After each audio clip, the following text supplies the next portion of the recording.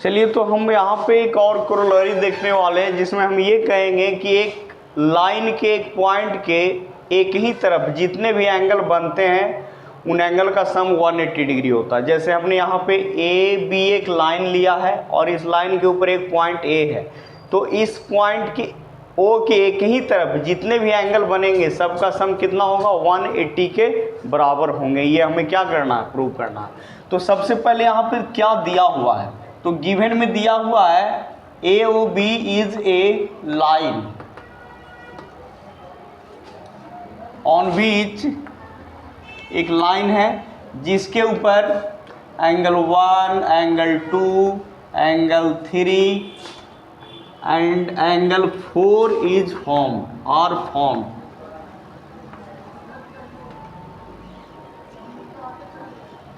तो हमें प्रूव क्या करना है, हमें प्रूव करना है कि angle 1 plus angle 2 plus angle 3 plus angle 4 is equal to कितना, 180 डिग्री। इसके पहले हम लीनियर पेयर एक्सियोम प्रूव कर चुके हैं कि इफ ए रे स्टैंड्स ऑन ए लाइन, अगर कोई रे एक लाइन के ऊपर खड़ी है तो उस प्रकार बने दो एडजेसेंट एंगल का सम 180 डिग्री के बराबर होते हैं। वो यहाँ पे भी हमको क्या करना है, प्रूफ करना है। तो यहाँ पे देखिए प्रूफ करेंगे, तो यहाँ पे हम क्या देख सकते हैं, ये तीन रे जो है खड़ी है इसके ऊपर, तो हम मान लेते हैं यहाँ पे कि ray O C stand on line A B. ये रे ओ सी जो है लाइन ए बी के ऊपर स्टैंड है, तो यहाँ पे हम क्या लिख सकते हैं, देन लिख सकते हैं क्या, angle A O C plus angle B O C is equal to कितना, 180 डिग्री। किस बेसिस पे, by linear pair of angle, linear pair of angle.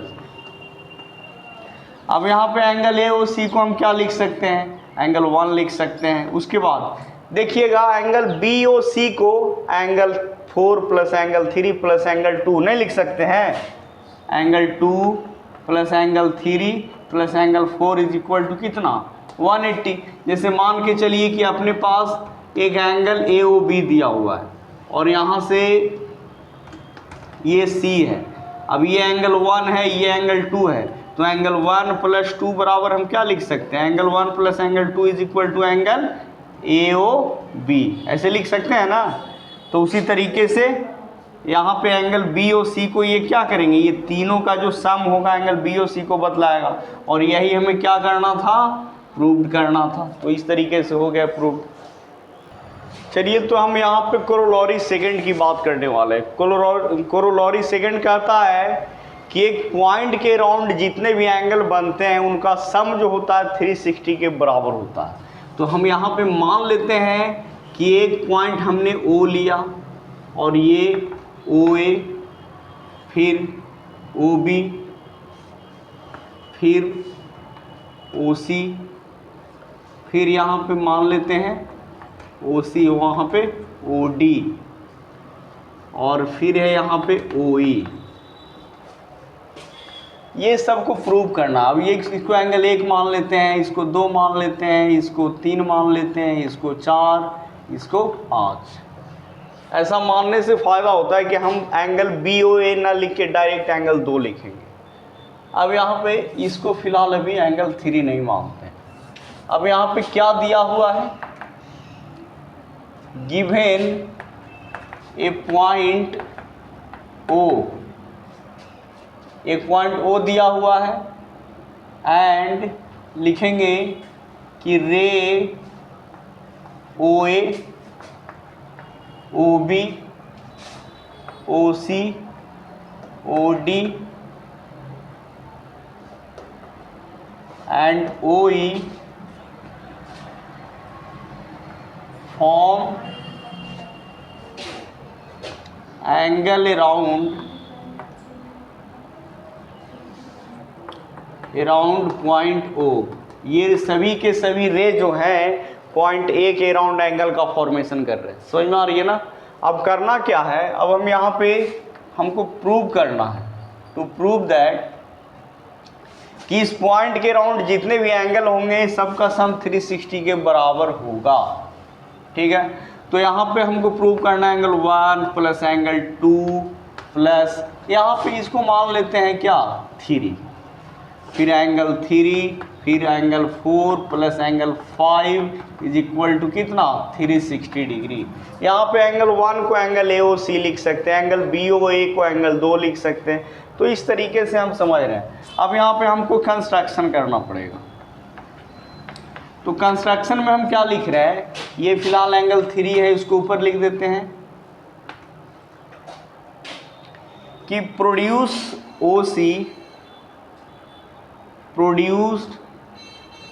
OC in backward side. इसको हम पीछे की ओर बढ़ाते हैं, तो पीछे की ओर हमें मान लो कि बैकवर्ड साइड टू F, इस प्रकार सच दैट FOC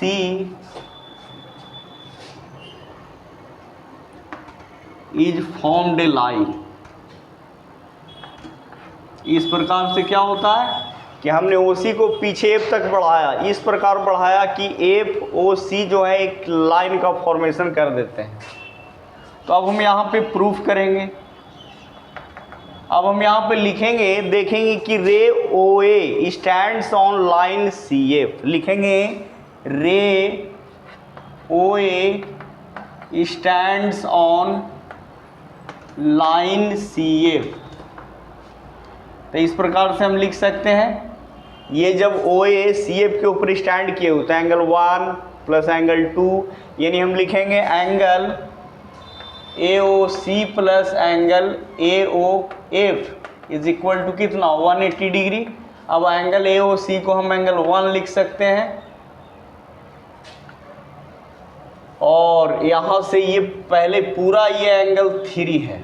अब ये पूरा एंगल 3 को, ये वाला जो पार्ट है इसको हम कितना मान लेते हैं 6 मान लेते हैं, और इसको मान लेते हैं 7।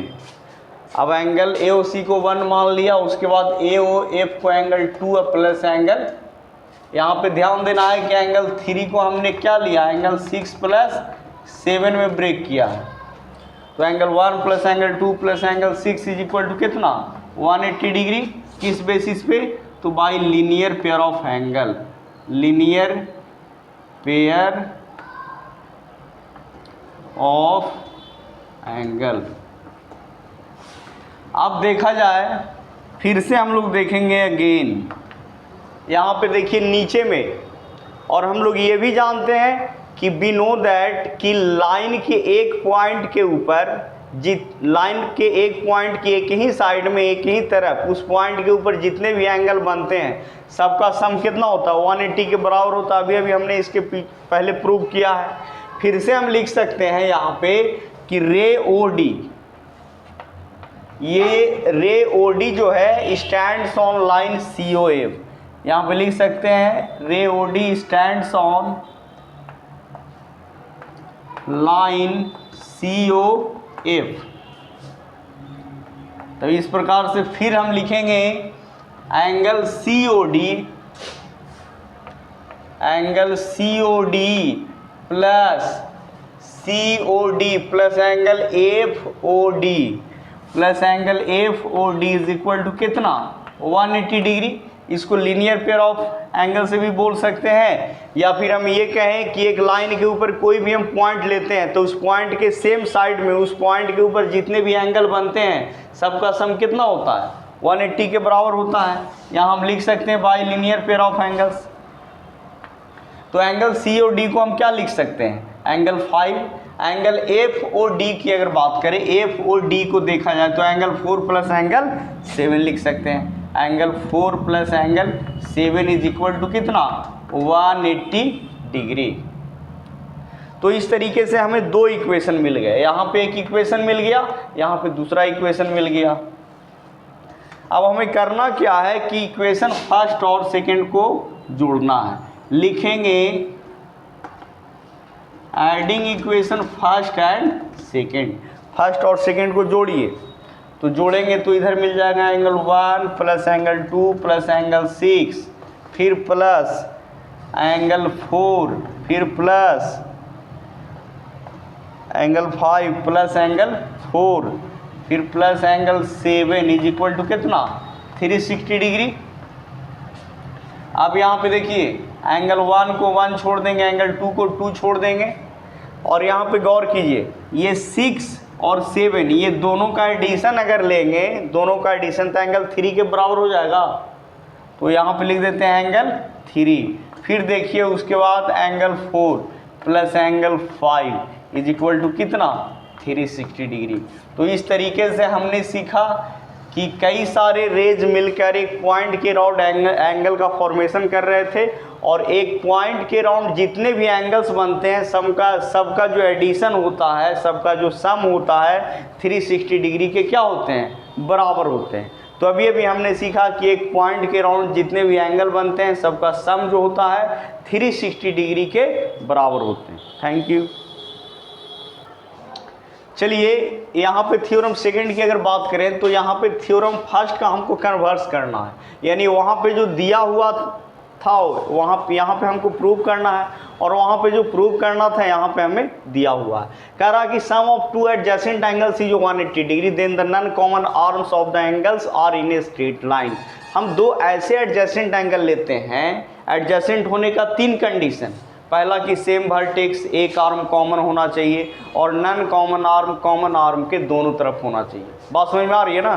तो यहाँ पे कह रहा है कि दो एडजेसेंट एंगल इस प्रकार दिए गए हैं। मान लिया जाए कि हम यहाँ पे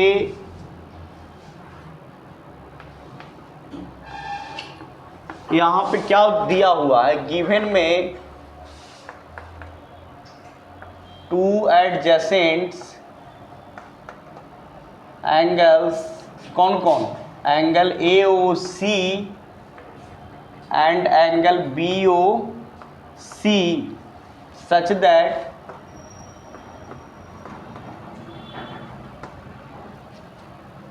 two adjacent angles AOC and angle BOC such that with OC arm common, with OC common arm, ठीक है, सच दैट इस प्रकार दिए गए हैं कि angle AOC plus angle BOC बराबर कितना 180, ये दिया हुआ है।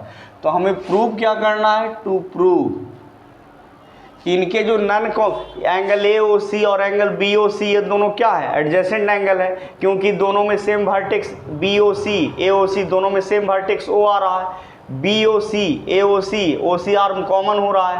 नॉन कॉमन आर्म यानी OB और OA नॉन कॉमन आर्म है, ये कॉमन आर्म के क्या है, दोनों तरफ हैं। तो हमें यहाँ पे प्रूव करना है कि ये जो नॉन कॉमन आर्म है एक दूसरे के अपोजिट डायरेक्शन में है, यानी नॉन कॉमन आर्म जो हैं ये क्या कर रहे हैं, एक लाइन का फॉर्मेशन कर रहे हैं। यहाँ पे लिखेंगे prove non common arms, non common arms OA and OB form a line, एक लाइन का फॉर्मेशन करते हैं, या दैट इज हम ये भी कह सकते हैं, ये भी हमको प्रूव करना है कि AOB is a straight line. ये हमको प्रूव करना है कि AOB इज ए क्या, स्ट्रेट लाइन। तो अब यहाँ पे हम प्रूव करेंगे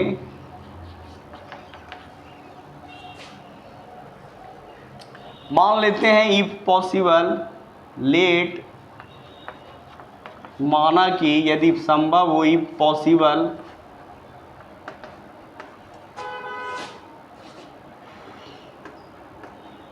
AOB is not a straight line.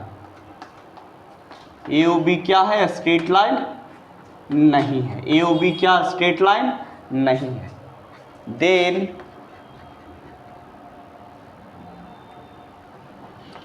Produce OA to, OA को हमने क्या किया, डी तक बढ़ाया, produce AO to D such that line AOD is formed. जब हम क्या करते हैं, मान लेते हैं कि AOB स्ट्रेट लाइन नहीं है, तो हमने क्या किया कि AO को D तक बढ़ाया और इस तरीके से हमें AOD क्या मिल गए, एक स्ट्रेट लाइन मिल गए, सच that line AOD is formed. अब याद कीजिए लीनियर पेयर एक्सियोम को कि AOD क्या है, स्ट्रेट लाइन है, और OC क्या है, रे है।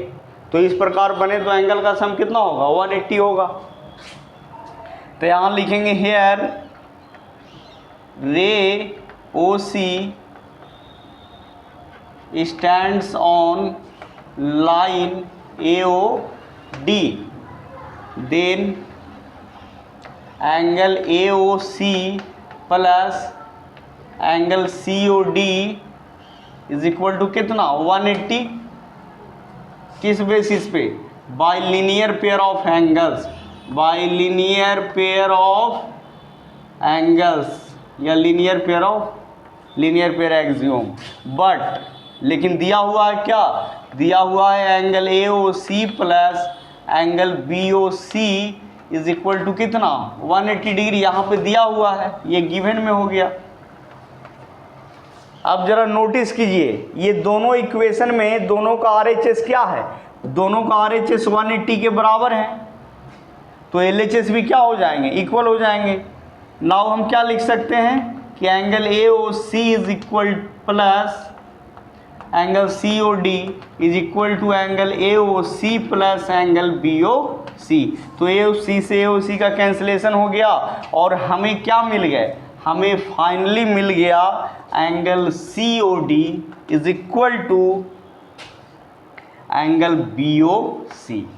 अब गौर कीजिए कि एंगल COD एंगल COB के बराबर है, क्या ऐसा संभव है? अगर देखा जाए यहाँ पे एंगल COD जो है एंगल COB का एक पार्ट है, और पार्ट कभी भी होल के इक्वल नहीं होता है, समझ में आ रही है ना। हेयर लिखेंगे COD angle COD is not equal to is never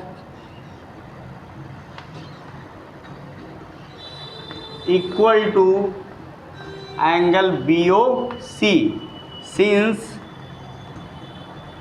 angle COD is a part of angle BOC, is a part of angle BOC, and part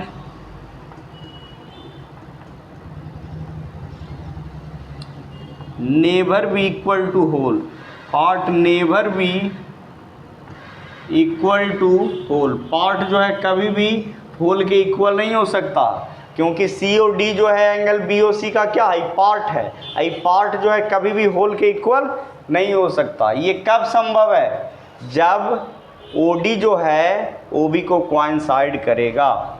यहाँ तक तो ठीक है। अब हम इसको इरेज कर देते हैं। यहाँ पे लिखेंगे if it is possible when, जब OD कोइंसाइड OB। ये कब संभव है, जब OD क्या करेगा, OB को कोइंसाइड करेगा। तो लिख देंगे इस प्रकार से AOB is a straight line. AOB क्या है, स्ट्रेट लाइन। समझ में आ रही है ना। हम क्या किए थे, हमारा जम्पशन था कि AOB जो है स्ट्रेट लाइन नहीं है, तो हमने AOD स्ट्रेट लाइन अलग से किया। लेकिन यहाँ पे क्या आ गया, कॉन्ट्रडिक्शन आ गया कि एंगल COD बराबर एंगल COB, एक एंगल का पार्ट जो है होल एंगल के बराबर आ रहा, जो कि संभव नहीं है। कोई पार्ट जो है कभी भी होल के इक्विवेलेंट नहीं। अगर मान लिया जाए कि अपने पास 1 kg चावल है, उसमें से हमने 500 ग्राम निकाल लिया, तो क्या वो 500 ग्राम चावल कभी भी 1 kg चावल के बराबर होगा? नहीं होगा। तो यहाँ पे एक कॉन्ट्राडिक्शन क्रिएट हो रहा है। और ये संभव कब है? Angle C O D is equal to angle B O C कब होगा? जब ओ डी ओ बी को क्या करेगा? कोइंसाइड करेगा। तो इस तरीके से हम देख रहे हैं कि ये पॉसिबल नहीं है। ये पॉसिबल कब है? जब ओ डी ओ बी को क्या करेगा? कोइंसाइड करेगा। तो इस तरीके से ए ओ बी जी क्या हो गए? A O B is a straight line. यही हमें क्या करना था? प्रूव करना था। चलिए, तो हम यहाँ पे अब बात करने वाले हैं कि जब भी दो लाइन एक दूसरे को इंटरसेक्ट करता है तो वर्टिकली अपोजिट एंगल के जो पेयर होते हैं वो क्या होते हैं? इक्वल होते हैं। मतलब याद रखना है कि if two lines intersects each other then vertically opposite angles are equal. तो हम यहाँ पे अज्यूम करते हैं कि मान लो कि लाइन ए बी और यहाँ से लाइन सी डी, ये ए बी हो गए और ये सी डी हो गए, ये एक दूसरे को इंटरसेक्ट करते ओ पे। तो ये जो वर्टिकली अपोजिट एंगल के जो पेयर होंगे ये क्या होंगे? इक्वल। अगर इसको एंगल 1 मान लें, इसको 2 मान लें, इसको 3 मान लें, इसको 4 मान लें, तो हमको प्रूव करना है एंगल 1 बराबर 2 और 3 बराबर 4। ये वर्टिकली अपोजिट एंगल के बस जस्ट वर्टिकली अपोजिट, शीर्षाभिमुख जिसको हम बोलते हैं। तो यहाँ पे क्या दिया हुआ है? यहाँ पे लिखेंगे given two lines AB and CD intersect each other at O। एक दूसरे को क्या कर रहे हैं? O पर इंटरसेक्ट करते हैं।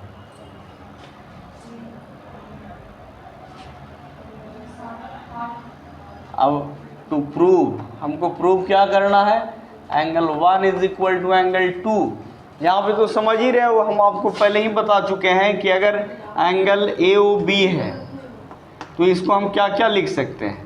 इसको हम एंगल ए ओ बी भी लिख सकते हैं, एंगल बी ओ ए भी लिख सकते हैं, एंगल ओ भी लिख सकते हैं, या फिर एंगल 1 भी लिख सकते हैं। ये तो हमने ऑलरेडी डिस्कस कर रखा है। अब हमें एंगल 1 इज इक्वल टू 2 और एंगल 3 इज इक्वल टू क्या? एंगल 4 प्रूव करना है। तो यहाँ पे देखिए प्रूफ की अगर हम बात करें तो यहाँ पे हम लिखेंगे, देखा जाए यहाँ पे इस पार्ट को नहीं देखना है। देखिए सी डी क्या है? एक लाइन है और ओ ए क्या है? एक रे है। तो लिखेंगे ray O A stands on line C D. जब एक रे किसी लाइन के ऊपर सीधी खड़ी हो तो क्या होता है? उस प्रकार बने दो एडजेसेंट एंगल का सम 180 के बराबर होता है। तब लिखेंगे angle 1 plus angle 4 is equal to 180 degree. किस बेसिस पे? तो by linear pair of angles, linear pair of angles. ठीक है। उसके बाद फिर से अगर हम लोग देखें गेन की अगर बात करें तो हम यहाँ पे देख रहे हैं कि रे ओ डी, अब इस बार देखेंगे ray O D stands on line A B. लिखेंगे ray O B stands on line C D. Ray O D न है, तो ray O D stands on line A B. इसमें था ओ सी जो है ए बी के ऊपर खड़ा है, इस बार ओ डी जो है ए बी के ऊपर खड़ा है। तो इस प्रकार लिख सकते हैं angle 2 plus angle 4 is equal to कितना? 180 डिग्री। किस बेसिस पे? तो by linear pair of angles, by linear pair of angles. ठीक है। तो अब यहाँ पे इक्वेशन फर्स्ट और इक्वेशन सेकंड से हम क्या देखेंगे कि दोनों का RHS इक्वल है, तब LHS भी क्या हो जाएंगे? इक्वल हो जाएंगे। यहाँ पे लिखिए from equation first and second क्या हो जाएंगे? Angle 1 plus angle 4 is equal to angle 2 plus angle 4। तो एंगल 4 से एंगल 4 कैंसिल हो गया और इस तरीके हमें मिल गए angle 1 is equal to angle 2। अब यहाँ पे लिख सकते हैं सिमिलरली। इसी तरीके से आगे हम लेंगे कि रे ओ सी जो है ए बी के ऊपर स्टैंड है, फिर रे ओ बी जो है सी डी के ऊपर स्टैंड है। समझ में आ रही है ना? तो तो सिमिलरली हमें क्या मिल जाएंगे, angle 3 is equal to angle 4। यही हमें क्या करना था, प्रूव करना था। Angle 1 is equal to 2, angle 3 is equal to 2। तो अभी अभी हमने प्रूव किया कि जब दो लाइन्स एक दूसरे को इंटरसेक्ट करते हैं तो वर्टिकली अपोजिट एंगल क्या होते हैं, इक्वल होते हैं। ठीक है,